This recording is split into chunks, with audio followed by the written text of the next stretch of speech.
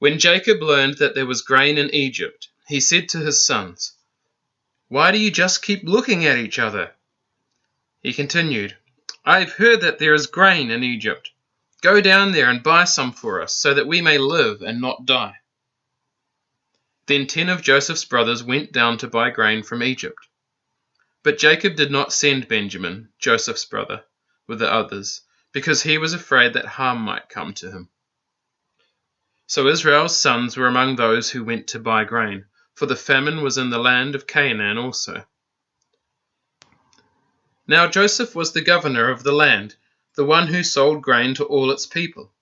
So when Joseph's brothers arrived, they bowed down to him with their faces to the ground.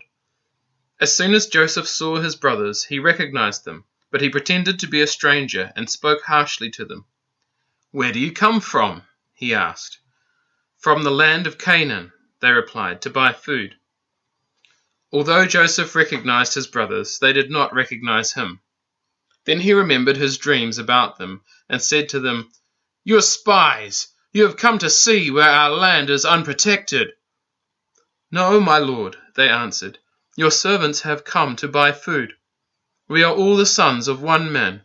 Your servants are honest men, not spies."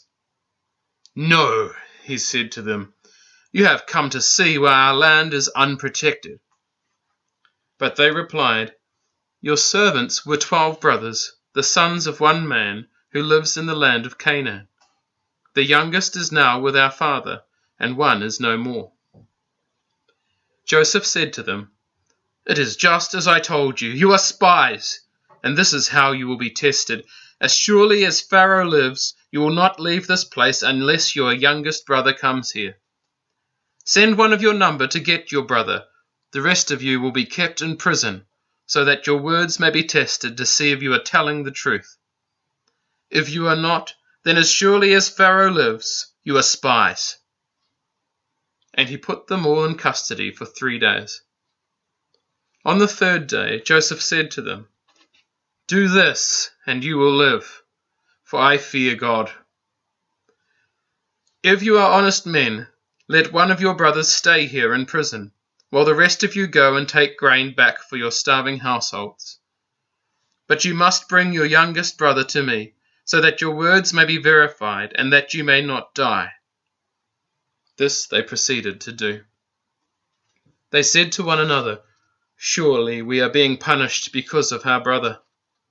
We saw how distressed he was when he pleaded with us for his life, but we would not listen. That's why this distress has come upon us." Reuben replied, "Didn't I tell you not to sin against the boy? But you wouldn't listen. Now we must give an accounting for his blood." They did not realize that Joseph could understand them, since he was using an interpreter. He turned away from them and began to weep, but then turned back and spoke to them again. He had Simeon taken from them and bound before their eyes. Joseph gave orders to fill their bags with grain, to put each man's silver back in his sack, and to give them provisions for their journey. After this was done for them, they loaded their grain on the donkeys and left. At the place where they stopped for the night, one of them opened his sack to get feed for his donkey, and he saw his silver in the mouth of his sack. "My silver has been returned," he said to his brothers. "Here it is in my sack." Their hearts sank, and they turned to each other trembling and said, "What is this that God has done to us?" When they came to their father Jacob in the land of Canaan, they told him all that had happened to them. They said, "The man who is lord over the land spoke harshly to us, and treated us as though we were spying on the land. But we said to him, 'We are honest men, we are not spies. We were 12 brothers, sons of one father. One is no more, and the youngest is now with our father in Canaan.' Then the man who is lord over the land said to us, 'This is how I will know whether you are honest men. Leave one of your brothers here with me, and take food for your starving households, and go. But bring your youngest brother to me, so I will know that you are not spies, but honest men. Then I will give your brother back to you, and you can trade in the land.' As they were emptying their sacks, there in each man's sack was his pouch of silver. When they and their father saw the money pouches, they were frightened. Their father Jacob said to them, "You have deprived me of my children. Joseph is no more, and Simeon is no more, and now you want to take Benjamin? Everything is against me." Then Reuben said to his father, "You may put both of my sons to death if I do not bring him back to you.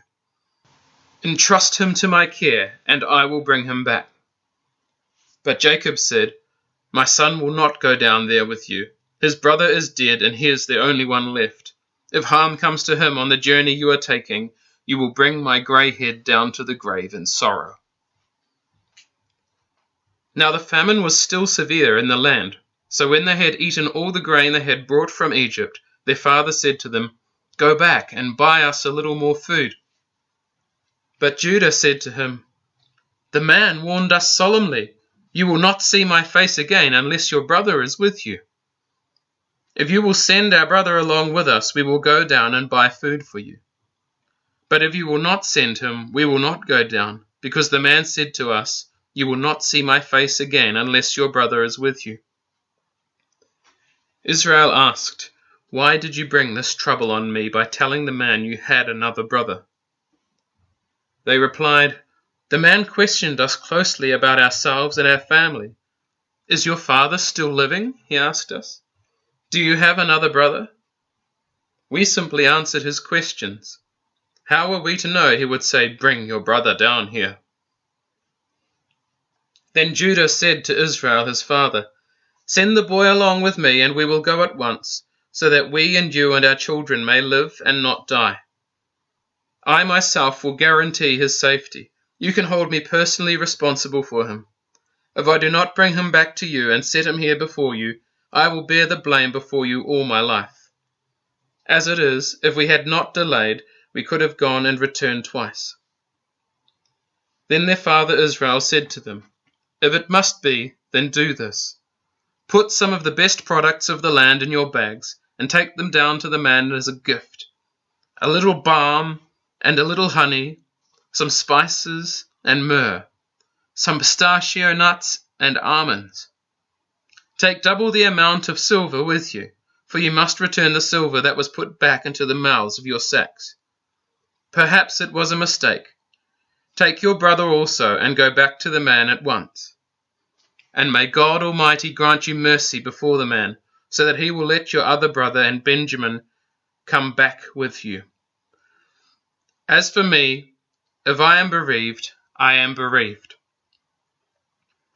So the men took the gifts and double the amount of silver, and Benjamin also. They hurried down to Egypt and presented themselves to Joseph. When Joseph saw Benjamin with them, he said to the steward of his house, "Take these men to my house, slaughter an animal and prepare dinner. They are to eat with me at noon." The man did as Joseph told him, and took the men to Joseph's house. Now the men were frightened when they were taken to his house. They thought, "We were brought here because of the silver that was put back into our sacks the first time. He wants to attack us and overpower us and seize us as slaves and take our donkeys." So they went up to Joseph's steward and spoke to him at the entrance to the house. "Please, sir," they said, "we came down here the first time to buy food. But at the place where we stopped for the night, we opened our sacks, and each of us found his silver, the exact weight, in the mouth of his sack. So we have brought it back with us. We have also brought additional silver with us to buy food. We don't know who put our silver in our sacks." "It's all right," he said. "Don't be afraid. Your God, the God of your father, has given you treasure in your sacks. I received your silver." Then he brought Simeon out to them.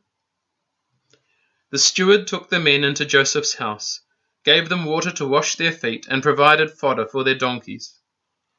They prepared their gifts for Joseph's arrival at noon, because they had heard that they were to eat there. When Joseph came home, they presented to him the gifts they had brought into the house, and they bowed down before him to the ground. He asked them how they were, and then he said, "How is your aged father you told me about? Is he still living?" They replied, "Your servant, our father, is still alive and well. and they bowed low to pay him honor.